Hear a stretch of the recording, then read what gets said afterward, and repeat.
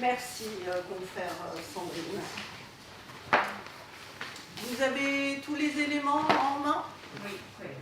C'est parfait. Le sergent spécial Mignon va vous présenter l'affaire. Eh bien, mesdames et messieurs, bienvenue donc à votre premier cours de cold case au bureau d'investigation fédérale. Donc, voici les dossiers. Notre affaire se déroule le 12 juin 1962 en baie de San Francisco, Californie. Nous sommes à Alcatraz. À 7 heures, débute le comptage des détenus. À 7h18, Laurence Bartlett, gardien, tente de réveiller le détenu AZ 1441.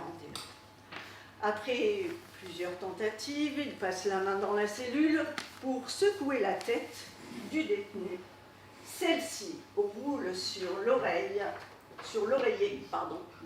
et se brise sur le sol en béton. Le détenu AZ 1441, Frank Morris, n'est pas dans sa cellule. 7h25, deux autres détenus, John Anglin, le détenu AZ 1476, et Clarence Anglin, le détenu AZ 1485, ne sont pas réveillés. Vous allez trop vite, collègue.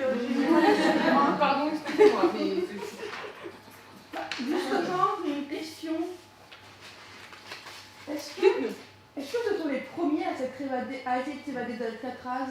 Non, ce ne sont pas les premiers, mais ce sont les premiers à réussir. Tous les autres ont été rattrapés ou sont morts. Reprenons.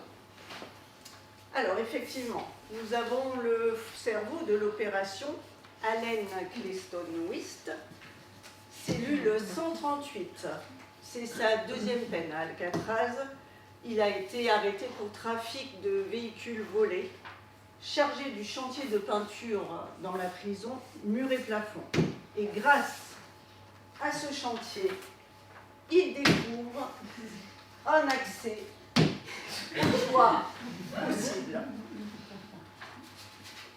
Il découvre alors l'existence des coursives auxquelles il peut accéder depuis sa cellule. Il a donc le moyen de s'échapper, mais il lui faut des complices. Je vous présente Frank Lee Morris, cellule 140. Il est né à Washington en 1926. Il est placé en foyer à l'âge de 6 mois et abandonné définitivement à l'âge de 6 ans. Fugueur à 13 ans, il est condamné pour cambriolage. Son adolescence n'est qu'une suite d'infractions, d'arrestations et d'évasions. Condamné à une peine de 14 ans de prison, il tente de s'évader à nouveau. C'est la goutte qui fait déborder le vase, on le transfère sur le rocher. Il est incarcéré dans la cellule à côté d'Allen West. Vous retrouverez également dans vos fichiers les avis de recherche de tous nos détenus.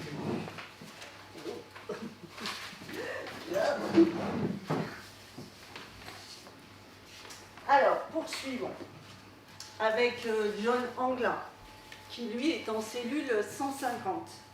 Il connaît Alan West et Frank Morris par de précédentes incarcérations. Il est donc incarcéré avec son frère pour braquage de banque et tentative d'évasion.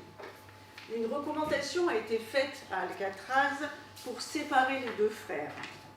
Malheureusement, elle est ignorée par le directeur de l'époque pour maintenir le moral des prisonniers. Sa cellule est située à 5 cellules de West et à côté de celle de son frère. Son frère qui est Clarence Anglin. Le détenu, il est en cellule 152. C'est le frère de John Anglin. Il a le même pédigré, mêmes informations à son propos.